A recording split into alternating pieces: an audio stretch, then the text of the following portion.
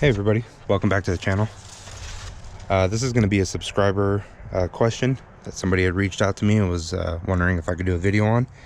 And the reason it's dark is because today we're going to be talking about the headlights and why they're adjusted up so high. So just a disclaimer, when we start talking about the headlights and how they're pointed, my first recommendation is going to be to go to the dealership.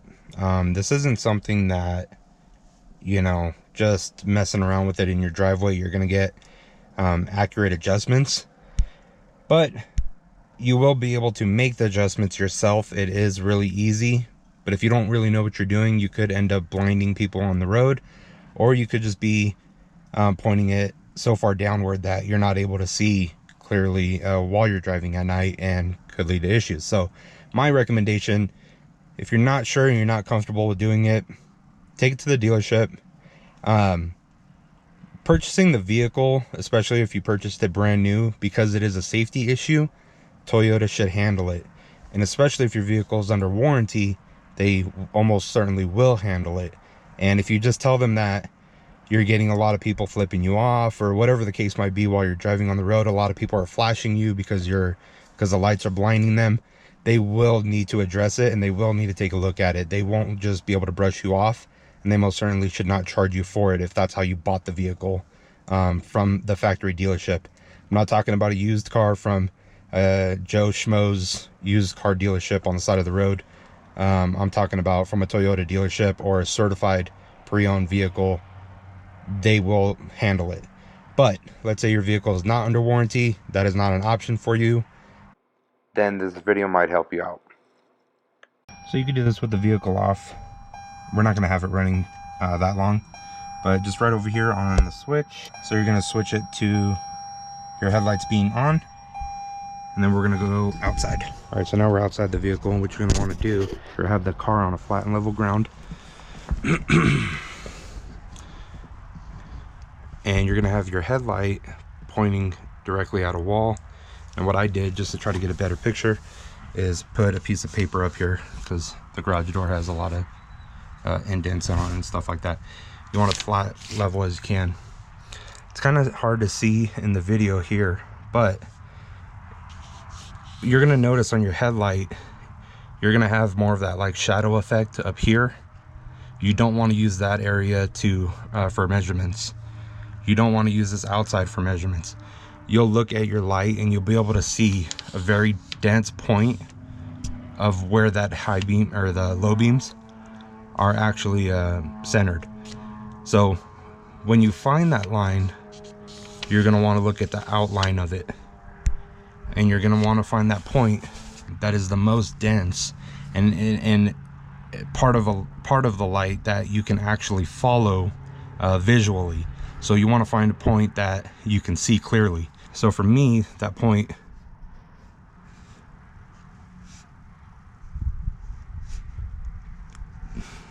let's say it's going to be right here,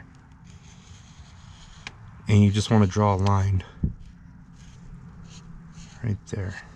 So basically what you're doing here is now you got that line. So now when you're making your adjustments, you see the bottom line of the headlight for me is going to be right here.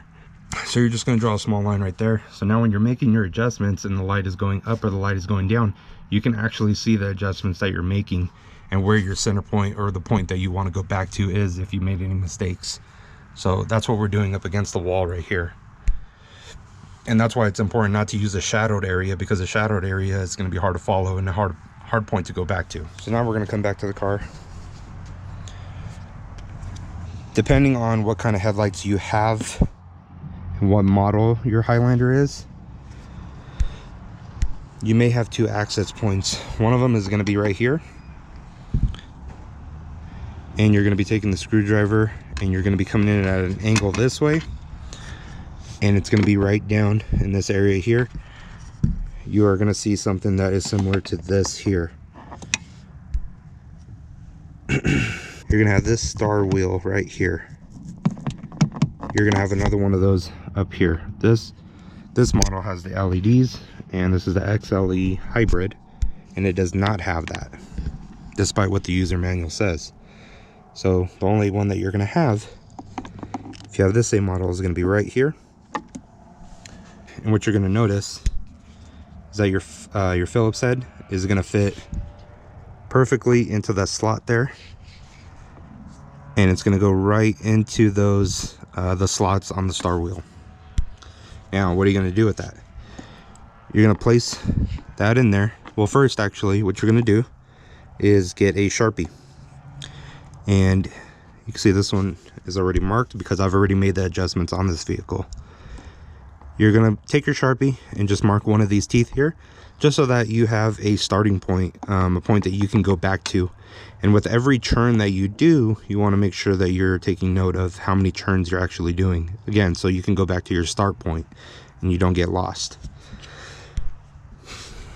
So what you're going to do is you're going to place your Phillips head screwdriver into there. And then you're going to begin to slowly turn. It's actually turned the star 10 times. 10 turns with the screwdriver like this. And I'm going to show you the adjustments that it did. And this was turning it to the right. I'll go over it again. So basically that adjustment, doing that adjustment, it's hard to see in the camera, and this is why I'm drawing the lines out here. So this is the old line, right? Now, turning it to the right, so clockwise, actually brought it up to right about there. That's the bottom of my new point that I used as a center point. Okay, so it took it from this line to this line up here now.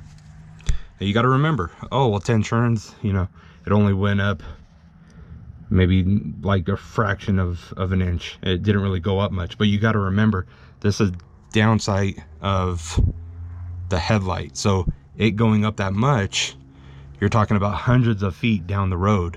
So this little bit of an increment of adjustment will actually make a huge difference. And this will be the difference of blinding somebody or blinding oncoming traffic, and this being, you know, good for driving. We wanted to talk about which way do we actually turn this star wheel.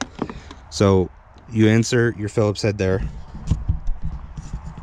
Now turning it counterclockwise like this is going to go ahead and lower your adjustment. Turning it clockwise like this is going to raise your adjustment. So I had actually already marked it, and I counted my revolutions. So I'm going to go ahead and adjust it back to where it was.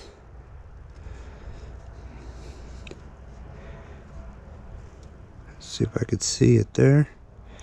There we go. I redid my adjustment. I know it's really hard to see because it's dark, but honestly, it's hard to do this video. I'm trying to do my best here. But if you look really close, maybe there's a little black dot on that star, and that's what I use as my point. All right, and that's pretty much it. You're just gonna adjust it to where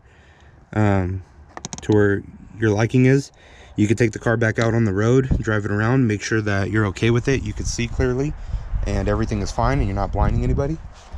But that's my method of doing a driveway headlight adjustment.